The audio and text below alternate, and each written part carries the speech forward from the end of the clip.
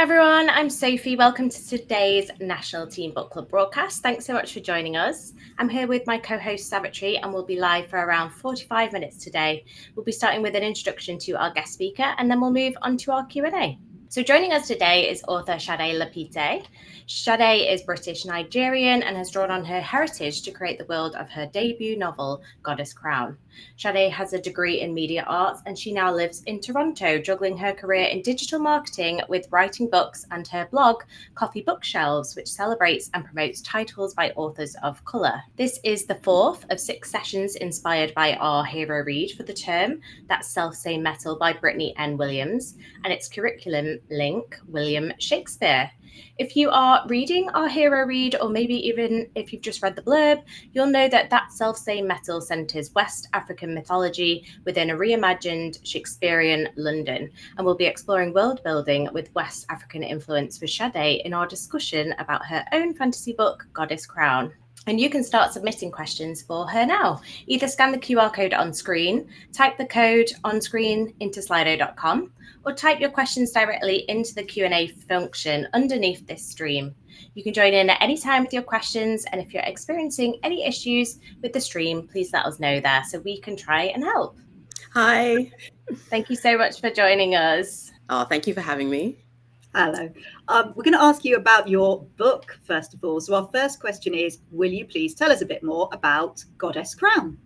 Absolutely. So Goddess Crown is, it's a sort of a fantasy adventure story about a girl who discovers she's heir to the throne. So she's a girl who's been raised in sort of seclusion, far away from society by a small group of guardians who care about her, but she knows that there's a lot of things that she doesn't know about herself and her identity. She's never met her parents and she wants answers to the questions that she's got. So one day her home is attacked by assassins and she is forced to go on the run. And then she finally starts to get some answers to her questions, and they lead her to the royal court, which is a beautiful, opulent place, but full of political intrigue and backstabbing and all this kind of thing. So it's sort of this adventure story where she's got to find answers to her questions before whoever it is that wants her dead is able to achieve their goal. Thank you for that blurb. And it's such an action-packed story. We're curious to know what inspired you to write the story. I'm also curious to know what's with the post-it notes in your book. Have you got certain editing notes there? Tell us more, please. I'll start with the post-it notes. This is the copy that I sort of take when I have to do, maybe I have to read a little bit, and so I have places highlighted that I'm like, okay, this is a good spot to go into that won't reveal too much, but it will still be interesting. So yeah, I often have post-it notes in this version. But the idea behind it, basically the first version of it I wrote for National Novel Writing Month, which happens every year in November. And you try to write a 50,000 word novel in 30 days. And the idea is that, often when people think about writing a book, they get very nervous and they think, oh, they spend a lot of time stressing out about what to write and how to write it. But if you have to write 50,000 words in 30 days, that's like 1,700 words a day. You can't get caught up in your head. You just have to start getting those words down and not worry about it. So I like to do it every year. But it helps if you have a really good idea for it, because then you can write a lot. So the year that I wrote the first draft of this, of Goddess Crown, I sort of cast around like what would be a good, idea for a book. And I thought about Elizabeth, Queen Elizabeth I. So daughter of Henry VIII and Anne Boleyn. And I thought, what would happen if a king executed his queen and then, their child was heir to the throne? And how would that child, respond in that situation? And then what if there were assassins and, there were sword fights and there were people on the run and that kind of thing? And I just put it all together. And that became the very first draft of the book. So it is a book that comes from actually a really violent period in history, right? And it is a dark book. The opening is, there's some what I would say trauma, violence. It's all very sort of visually and viscerally done. It's actually though set in West Africa, not in the UK, obviously. And it's a fantasy world. But Gale, your setting is based on Nigeria. How did you approach that world building, and did it require a lot of research? See, that was really interesting. So the first draft of it, and I would say like I spent years sort of I wrote the first draft and I was like, right, I've done this challenge, I put it away. But then over time I kept on bringing it back out again, like, oh, I really like this story. Let me have a play with it again. And the first drafts of it for the first couple of years, the lead character was white and she had red hair. And because all the books that I was reading were, whenever you had like a strong female character, she was white with green eyes and red hair. And it was set in England. And her family were white and everybody, it was very white story. And then I guess at some point I thought, I could make her black, and that I didn't know how to even approach that, because I thought, well, if she's black, then her family's black, then how is she heir to the throne, and how does all this stuff work? So then I was like, well, it would make more sense if I sort of envisioned it so it's like a black world. And then I'm like, well, so my family's from Nigeria and West Africa, and I didn't grow up there, but we would go there on holidays and things. So I thought I could move it over there, keep it in the same sort of time period. But at the same time, I don't know a lot of West African history, especially when I was writing the first draft of this book. So I thought I will start to do some research and I'll learn a little more about maybe that period, and how people lived, what they farmed, and the houses they lived in, the clothes they wore, and that kind of thing. But I'll also make it fantastical, so it helps in some ways to fill in the gaps where I don't know, and also you can make things just a bit more fun. So I made it sort of a fantastical West African setting. Thank you. That's so interesting. And what insights or reflections do you want people to take away from the book? I think that I really like strong female characters, and I think that they're quite rare, especially when I was growing up. There weren't that many of them, and the ones that I saw I really loved. And I always say like one of my inspirations for like the lead character is sort of Buffy the Vampire Slayer, and I like girls who sort of challenge people's preconceptions of them. And so I like that, that Calathea, the lead character, is very strong, and she sort of goes her own way, but also that everybody thinks that she, that when they discover she's sort of heir to the throne, it's like, well, you should take the throne. Surely you want to be queen. And I like that she sort of asks the question about, well, what do I want? What are my goals in life? And I think that the takeaway that the thing that I like about her and that I learn about her and I would love for other people is to, you can always take a moment and be like, what do I want to do with my life? And what, just because people around you are saying a certain thing and they think you should go a certain way doesn't mean that you have to. What's going to make you happy? And it's okay to explore different avenues. And I think she does that. And I would love for the readers to do that too. Thank you. And yeah, really relevant to, I'm sure, a lot of young people on the call, that moment of choices. And also something we thought was your book had in common with Brittany's book, that Self-Same Metal, those female protagonists, having to find their place, but also rely on their strengths and skills and surprising the other characters around them. You've mentioned that, part of your inspiration was the Elizabethan age, essentially, the sort of, or the pre-Elizabethan. Did you study Shakespeare at school, and how did you find it? If so, are you a fan? Is there a play that resonated with you?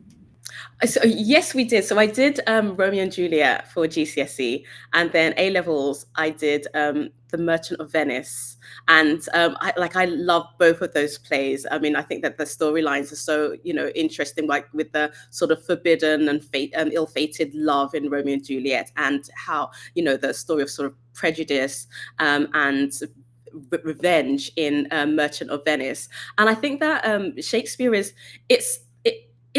I feel like it kind of teaches you patience with literature, because it's not like we speak in Elizabethan English. Like it's hard to pick up a Shakespeare play and be like, I'm going to read it immediately. But if you sort of take the time to understand the language and the era and the sort of things that are happening at that time, then it sort of opens up this whole amazing story that you can now enjoy. So yeah, I'm a real fan of Shakespeare's plays, and I think the fact that his work has endured for so long speaks to how amazing that they are. But you do have to kind of take your time with it, be patient, and be willing to sort of refer to other texts to be like, okay, let me try and understand what this word here means, what this character is saying here. Okay, so we've spoken about Shakespeare there, and you have obviously written a fantasy book. So what kind of genres or stories are you usually drawn to? Do you read any other genres for pleasure?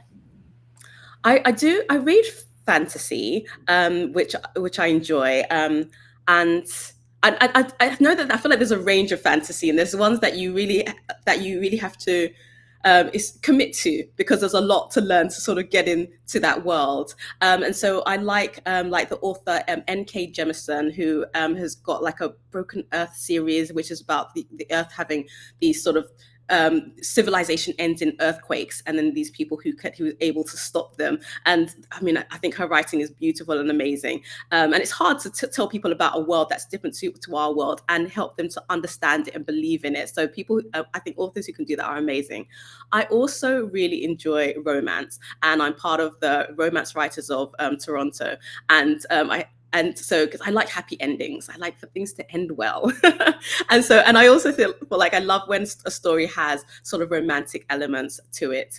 And I know that, I guess romantasy, combines those two things. So it's a term that I didn't grow up with, but I'm like, you know what, this is kind of the perfect place for me to be. So yeah, I think I read across all genres, but those two are probably my favorite. So thank you for that. We've got a bit of insight into you as a reader there. Let's talk a little bit more about you as a writer. It's not your only job. It's not been your only job. So we'll come back to that and think, why did you want to be a writer? Why did you want to be a storyteller? And what do you love about your current role? That's such a good question. I feel like I've always written.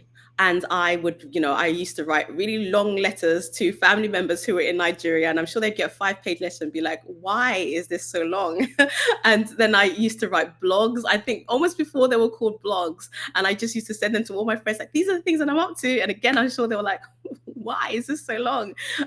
So I think I've always enjoyed writing, and just different types of writing, essay writing as well. But I think that when I felt like, oh, I could be a writer when I got into fan fiction. So I used to love the TV show Buffy the Vampire Slayer. And there were all kinds of things that would happen on the show. And I'd be like, no, I disagree with this. I cannot believe that Angel has broken up with Buffy. And then I found that other people who were watching the show started to write their own stories about it and post it online. And I'm like, oh, so I could fix some of these issues that these Buffy writers are doing. So I started to write my stories and put them online. And it's like, oh, if you just make it long enough, could be a book. This is, you could write something. So I feel like that, that made it seem like possible to be a writer. But then in terms, I guess, of doing it as a career, even with Goddess Crown, I feel like when I wrote it, I was like, if anybody wants to publish this, that would be amazing. And if they, want to pay me enough to go and say, I don't know, a nice holiday somewhere, that would also be amazing. I was not like, oh, I'm going to quit my job or anything. It's just like, if somebody wants to publish it, that would be fantastic. So I feel like every step in my writer's journey has been like, wow, this is so cool.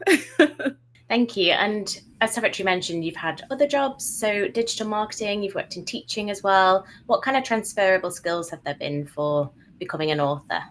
I feel like a big part of being an author is just showing up every day. It doesn't have to be every day, but just, repeatedly. So even you're not going to love everything that you write. If I write something today, tomorrow I might look at it and be like, I don't really like this anymore. But then next week I might sit down again with it and be like, okay, I can make this better. And I think that it's one of those very soft transferable skills to anything, is just being, is persevering and being like, right, I'm just going to keep on working at this, keep on sort of honing my skills, maybe do a bit of research but just practice, keep on practicing. It was the same thing with teaching. I wasn't, the first time I stepped in the classroom, I wasn't the best teacher. And it took a while to get my confidence up and know how to relate to the kids and how to convey information to them in a way that they could understand. But you just think, okay, maybe today wasn't too great, tomorrow we'll try this. So that kind of thing of sort of being open, listening to people around you and just persevering and coming back and giving it another shot with the writing is definitely a good skill. So that's a great segue to a question I'm sure will be, there'll be people on the call who want to write. There'll be people on the call who have written. The question is, can we focus a little bit on the bit where you think you've written something and it's good and nobody wants to read it and you're being rejected? How did you move from that stage where you've actually written the book to making it get out there so people can read it? Yes. Okay. So I think this is a good question, because maybe part of it is why you're writing. So I think I enjoy writing. So, and it's nice when, you know, I'm able to share with the group and have other people read it as well. And it makes you very nervous about how they're going to feel about it. And if they hate it, then I'll ask, well, what did you dislike about it? What wasn't working about it? I mean, if they hate it, then maybe it's not for them, because not everything is for everybody, right? But if they're like, okay, well, this thing wasn't working for me, then I might think, okay, well, maybe I could tweak those things. So I think that it's the same thing that when you send your work out into the world, in terms of you send it to agents who then sort of submit it to publishing companies, is that not every publishing company is going to be the right one for your book. And it doesn't mean that your book is not good, that your writing is not good. It just means that maybe it's not a great match. But sometimes it can be that you can do better. You can, you know, so it's that kind of thing of if you sort of, I like what I'm writing, like, I think that's got to be the first step. You've got to like what you're writing. If I like what I'm writing, then I will find somebody else who'll also like what I'm writing. And I just have to be, you know, kind of persevere. And it is hard when someone reads your work and if they don't like it. And, you know, even when I get my letters back from my agent, like my editor, if I send her a draft of something, and then I get an email back, and I'll be so nervous opening it, like, okay, what things is she going to like? What things is she not going to like? But in the end, I'm just sort of thinking to myself, I'm going to use these comments to make the writing better. And it doesn't mean that I'm a terrible writer or I should stop writing. It just means that, you know, I can do, you know, you can always keep improving. And so take the positive away from it. Thank you. That's brilliant advice for, you know, when you're pitching your draft. We have a question from Penistone Grammar School about that starting point. So what advice would you give to young budding authors on ideas to start their first book? I think you can write about anything. I think that, you know, I carry a notebook around with me and I just jot things down. And so sometimes people will ask, where do your ideas come from? And I feel like they come from sort of everywhere, in terms of, you know, if I might see something on TV and I'll be like, oh, well, what if you know, well, even with, you know, Goddess Crown, it was like, well, what if, you know, Henry VIII's daughter, what would happen if there were assassins, kind of thing. So you can, you know, you can have a play with another story. It could be something that happens in your own life. You can write about anything. And then I guess a story is just something that's got some conflict happening in there, and something that's engaging for people to follow along with. So, you know, that in terms of just, you know, ideas, just having a play and writing everything until you feel like you've got something. And then, so I feel like, hold on, the question was, so, how do you, what's the starting point, I think? Yeah, exactly. How do you kind of nurture those ideas and get started? Yeah. So I think it's just, it's writing and then, you know, building up. There's short stories, there's novellas, which are around maybe 30,000 words. I mean, my novel's around 70,000 words. So, you know, it doesn't, you can write a whole story in 30,000 words and it's a novella. So it's just, I think it's just putting the words on the paper until you have a sort of a long enough amount. I also think it really helps if you join writing groups. So other people are also writing and you share your work with them, and then you get feedback, and then you read other people's writing and you can give them feedback too, and that really builds your confidence. Thank you. That's really helpful advice. And it's coming through so strongly that you have a passion for writing and for storytelling in particular, but you also studied journalism and you're a blogger as well. So can you tell us more about the difference between those types of writing, what you get out of them, how you move between the different ones? Just interesting to hear why you do those things as well. Thank you.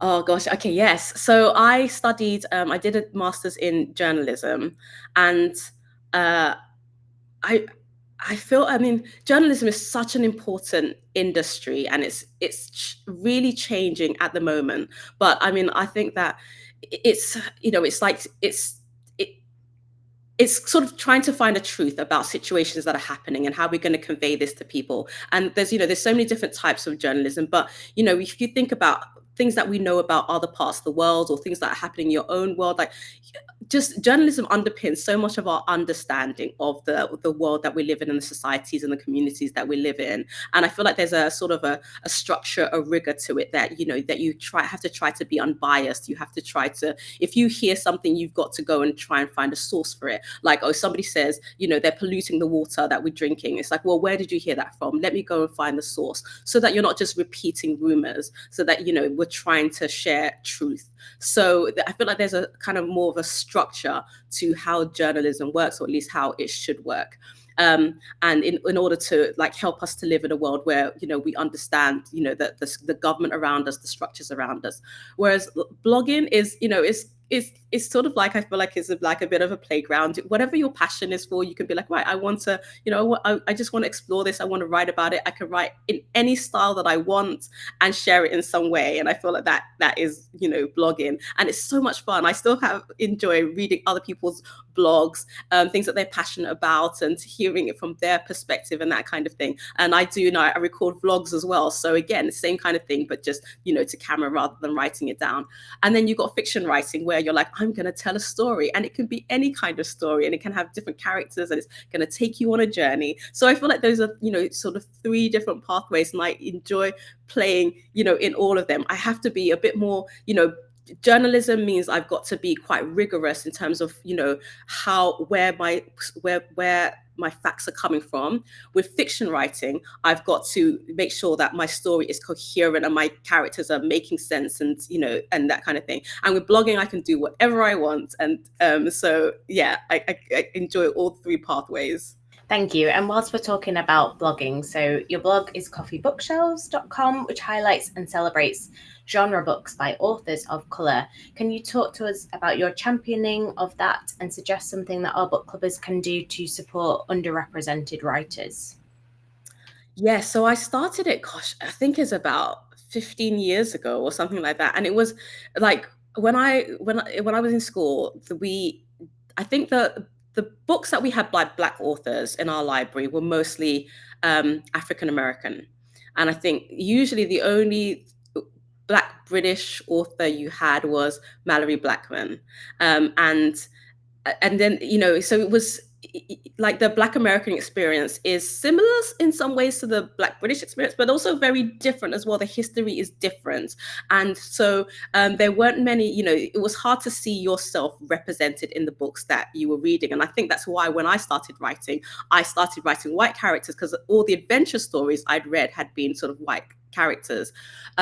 So like, as I grew up, I thought, you know, whenever I would read a good book by a Black author or, you know, or an Asian author, I'd, you know, tell friends, oh my gosh, I just read this, you should read this, because it was so hard to find them. It was like gold dust, like, oh my gosh, I've read this book, it exists, go and find it. And that's why I started the blog, which was like, I'm going to keep a record of the really good books I'm reading by Black and brown authors. I'm going to put it online so that anybody else who's looking for these kinds of books can also find them too. And then it was just, yeah, it was like, you know, it was nice to, you know, celebrate those authors and enjoy, you know, share the things that I liked about them and find pictures. And it was just a fun playground. And that's still how I treat it. I still enjoy doing it in that way, even though there's so many more books by Black and brown authors now. So in terms of like supporting, I think, you know, the authors of color, I think it's buying books. It's also borrowing those books from the library. It's talking, you know, if you read a book and you like it, talk about it, because it creates a buzz, and then it lets somebody else know about it, and it sort of ripples the message out. So, you know, talking about a book, or, you know, creating videos about it and putting, you know, messaging online, reviews as well. Because I know, you know, often if I'm thinking about a book, I might go and read the reviews and see what other people said about it. So posting review, you know, on maybe Amazon or a website to say that you know, this is what I liked about it or whatever, really helps to kind of boost the profile of that author. So all those things help. And it also comes back to you, doesn't it? Because I've noted on your blog that that's somewhere that people can use to see, it's a showcase for your work as well and your writing style, and people can approach you with suggestions for things you might want to get involved with. And that's finding that online community. So thinking how, I have to say, by the way, what I also particularly love about it is it isn't just the big famous names. That's always the challenge, isn't it? Is, you know, we can all read the one book that comes out a year and it gets a load of press, but knowing what else is out there is so important. On which then, is there another author, living or dead, who you really admire? Oh gosh, there's so many authors that I really admire, but I think Mildred D. Taylor, who I know we used to do at GCSE level. I'm not sure if they're still doing her books, but she's a African-American author, and she wrote Roll of Thunder, Hear My Cry, Let the Circle Be Unbroken, and that she's got a whole series of books about this family in the 1930s in Mississippi who have, land, and it's a time when there's segregation in the US, and this family is just trying to sort of maintain their dignity, live on their land, and just thrive. And that's so difficult because of the sort of white supremacist policies that are happening around them. And I think Mildred D. Taylor was able to take this huge sort of really difficult period in American history and make it accessible to both children and adults in a way that, you really love this family. And I just think, what a gift to be able to, like, every time I reread, like, and I have her books now, every time I reread her work, I think just, that she takes up, something that's really complex and makes it so accessible, like you can understand it. She breaks it down to a level where it's still really engaging, but even a child can understand it. And I'm in awe of her writing. Thank you. And while we're talking about books, we had a question from St. John Bosco Arts College who've asked, what books did you read as a teen? Yes. I read everything.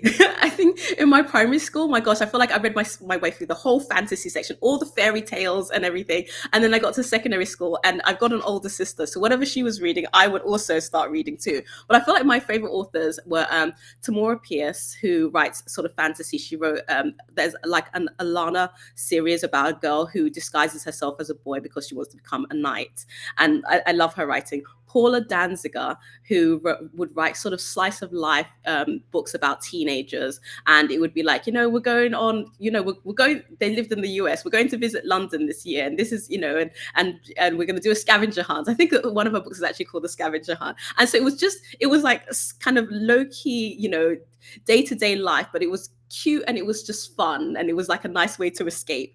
Diane Wynne Jones, who also wrote fantasy and wrote Howl's Moving Castle. Love her. I still have her books and I still read them. Her writing is so beautiful. And Meg Cabot, I really enjoy Meg Cabot's, like The Princess Diaries and everything. Again, I have all these books on my bookshelf still. So yeah, those are some of the ones I enjoyed as a teen. Thank you. I think we've had another question which is quite similar, but what were your favorite books and authors when you were at school? So is there any name you've missed out there? Is there anyone that I've missed? I think, just again, I think I read a lot of American fiction, like The Babysitter's Club, and they used to have like a cheerleader series, and the twins, Elizabeth and what's her name? Sweet Valley High. The Sweet Valley High books, yes. So a lot of American fiction. Thank you. And you spoke about when you were writing your first book, it was part of a challenge, a 30-day challenge. How helpful was it for you to have that kind of goal or deadline? And what kind of advice do you have for young people around setting those for themselves or achieving them as well? It was really helpful because, like I said, I think that when you're writing, especially if you tell yourself, I'm writing a book, and then there feels like all this pressure on you, like this book's got to be great, and every line of it's got to be really good, every chapter's got to be good. And having like a challenge where it's like, I've got to write 1,700 words every day, and in order to do that, I've got to write maybe like 700 words in the morning, and then 500 words in the afternoon, another 500 words. Like, you don't have time to be precious about the writing, and that I feel like that's such a big chunk of the thing that makes writing difficult is the worrying about the writing. But when you just write and you just kind of put your hands on the keyboard and you get the words down, or if you're writing longhand with a pen, it's just when you just write, the more that you write, then you can always fix it after. But if you can't fix like a blank page, but if it's a page filled with writing, you can be like, right, I hate half of this, but the other half is good. And tomorrow I'll move that half over to my next bit. And now, and then I'll build on it. So I think that, so a challenge like that I found, really helpful. It kind of gets you out of your own head. Thank you. Now, we haven't asked you this in advance, but so you can feel free to say no. And that's a good lesson for our young people to have. It is always fine to say no, thank you, I'm not comfortable to do that. But since you are prepped, if you'd love to share a bit of your book with us, I'm sure we'd love to hear it. There you go. She's reached for the book, Sophie. We've not put her on the spot. And also everybody on the call, if you don't like reading in public or you need prep, we are fully supportive of the fact some people don't like this being sprung on them, and particularly if you're dyslexic as well. But Shade, we would love to hear it. And since you've reached for it and you've got Post-its in it, that would be just a little bit would be amazing. Thank you. I can do. Okay, hold on. Let me find the right page. Let's go from... okay. So this is a scene where it's in the, sort of the opening when Calathea has decided that she is going to run away from home, and because she wants answers to these questions. But just before she's able to, the assassins descend on her home. So the attack, it took a moment to absorb the scene under the palm trees. The two people ranged around Claret, their lethal-looking weapons raised, ready to kill. It took another second for the defensive training she'd learned over the years, but never had cause to use to click into place. Then a flash of movement in her peripheral vision had her spinning to the right, while her hands twisted her spear to full length. She threw Yeye up into the branches of a tree and barely raised her spear in time to block the sweep of a cutlass.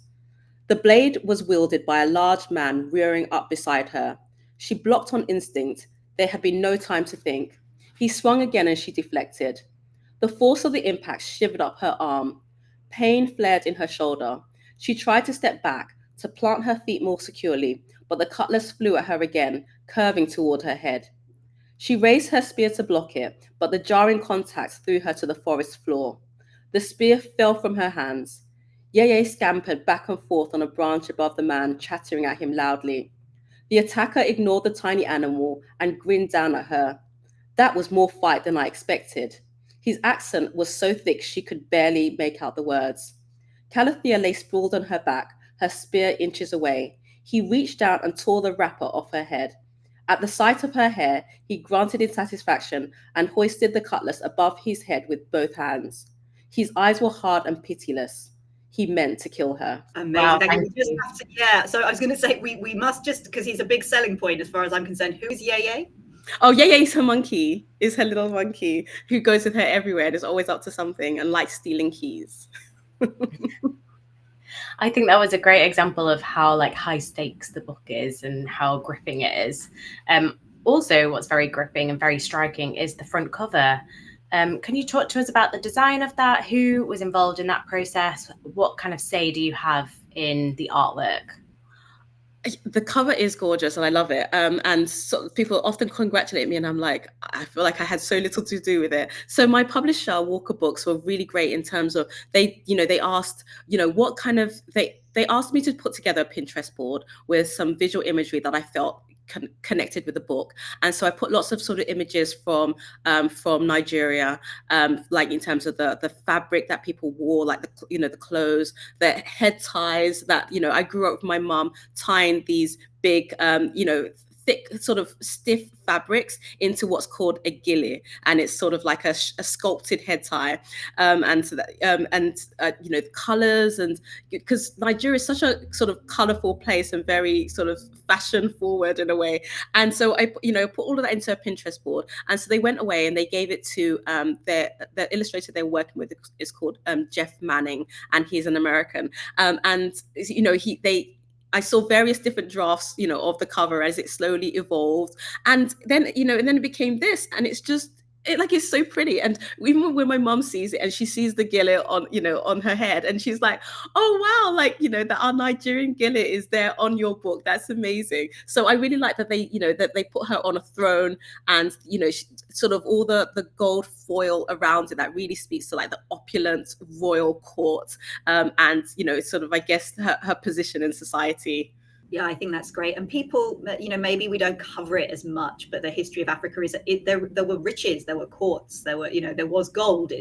We focus in school so much on sort of some of the later events that you don't necessarily get to see Black protagonists on the front cover of books just dripping in the gold that they would have had access Yes. to. I mean, that's a lot, but No, absolutely. Like the gold mines were before the Europeans traveled to sort of to South America. most of the gold in the world came from Africa. So there was a lot of gold just swimming around. So it's nice that there's so much gold on this cover.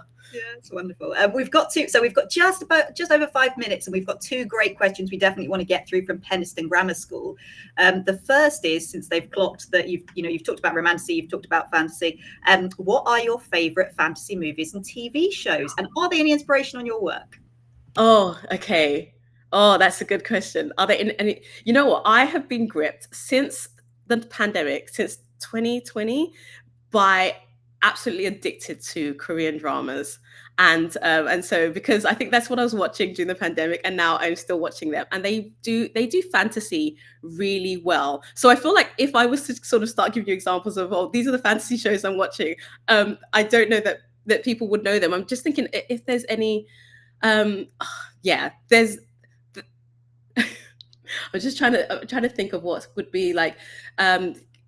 Guardian, like the lonely. I think it's called The Lonely God, and it's basically about a man who has been sentenced to stay on Earth. He lived in the 1600s and used to be an army general, and now he's been sentenced to sort of continue to exist, and he's got sort of powers and that kind of thing, but he's not allowed to die until he meets his goblin bride, and so so he lives through all these centuries, and then he finally meets a girl that he's like, oh, this is going to be the goblin bride, the person who can release me from this sort of mortal existence. And he ends up as roommates with somebody who is he's basically death, and he goes and collects people, but in a very positive way, not in a sad way, but he kind of helps people, ease people into death. And so it's just that I feel like there's so many interesting and quirky characters, and so many things that you would never think. You'd have to have such a great imagination to be like, oh, let's have this immortal former human, and let's have death living together as roommates and trying to face off against each other with your powers and that kind of thing. And so I feel like maybe it probably feeds into my work in terms of just the possibility of what would happen if you live for the next 500 years on the same street, and all the people around you change and that kind of thing. How would that change you? How would you interact with people? Would you grow a bit bitter, or would you find ways to improve their lives? And it just makes me ask questions. So I think that that there's a lot of Korean dramas that I enjoy watching, and they're really good at fantasy. Thank you. And we've got our last question from Penistone Grammar School now. They would like to know, how do you write a character who you don't relate to? You obviously spoke about your first draft being a character that you changed when you progressed. So that's such a great question, because I think that even when she was white, but I could still relate to her in terms of I still understood that I don't know who my parents are, and I want answers to these questions, and I've got to go on a journey to find these answers. And so maybe the world around her was maybe harder for me to relate to, but I mean, I grew up in England, so it's not really hard for me to relate to. So but it was different. So even when I took her from an English setting to West Africa, and the color of her skin changed, who she was as a character was still the same. So I always related. She was always outspoken and ready for a fight, and always had good fighting skills, and cared about her friends and that kind of thing. So she didn't change, it was just like the world around her. So I think that even if you're writing, say, a character who's a villain or somebody who does bad things, it's like you kind of have to try to get into their head to understand why they're doing the things what gets them up in the morning, what do they enjoy doing, what do they hate doing.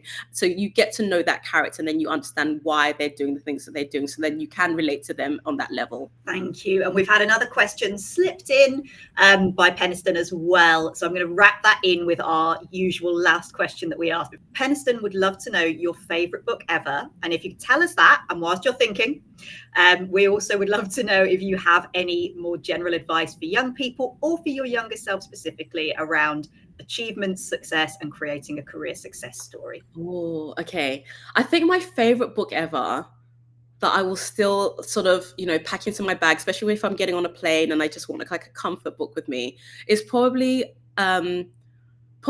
book 3 in the Alana series. There's 4 books in the Alana series by Tamora Pierce, and that's the one that's about a girl who disguises herself as a boy so she can become a knight.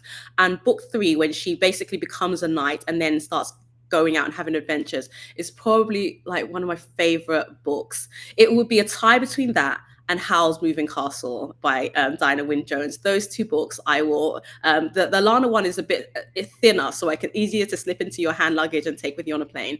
And then in terms of advice for my younger selves, or you know, for people trying to, you know, have a career, I feel like people say this all the time, but it's so true, is doing things that you love. I think that, like, I enjoy writing. So if nobody buys my books, I don't mind, because I enjoy the writing. Like, I write because I want to write, and it's something that I enjoy. I think that, you know, if you end up, you know, sometimes if you became a writer, then you end up writing things that you didn't like, it wouldn't be a fun job. It would just be like turning up for work every day in a job that you don't like. So I think it's so important to learn about the things that you like, and that's harder than you think. You know, sometimes I make a note of, I enjoyed this experience, I'm going to make a note of it, so if I'm feeling sad, I know I'm going to go and do that again because I really liked that. And so, you know, knowing what you like and then trying to find ways to do more of it. And also, like, I walk a lot, I love being outside and everything, and I think that I think that makes such a big, it's really helpful to just get out, especially as a writer, get out, take a walk, come back and write some more, or do some writing outside. The outside is great. Oh, and perfect timing. We're not going to overrun. Thank you so much, because unfortunately that is all we've got time for today. Thank you so much for taking the time to speak to our students and for answering all their brilliant questions. Thank you to everybody who submitted a question. There were some real thought-provoking ones there. It's been a real pleasure to have you with us today, Shade, and we hope you'll be able to come back at some point. You know, we'll follow what you do in the future. Thank you so much. It's been such a delightful experience, and thank you so much, everybody, for the questions. Thank you, Shade. We will be sharing a feedback form soon via email. We hope you enjoyed today's Q&A. We'd really appreciate both students and school staff completing the form. You can also share any comments in the Q&A function before you leave today, because we always love your feedback. We do hope you can join us for more of them. Our upcoming broadcast for that self-same metal are on screen now. We've got 2 more to go. Please head to our NTBC webpage for more information and to register any new groups. You can also find more broadcasts on the Speakers for Schools website. There's lots of creative careers related ones coming up, actually. And if you enjoy our book club sessions, you might be interested in our Speakers for Schools talk with Jax Thomas, director of Bologna Book Plus and former director of the London Book Fair. She'll be giving everyone an inspiring behind-the-scenes look at the global world of publishing. That broadcast is on the 30th of June. It's a Monday, 2 p.m. And educators, you can sign up your groups via our website or scan the QR code that's coming up on the next screen. So thank you so much, everyone. We hope to see you next time. Enjoy the rest of your day. Bye, everyone.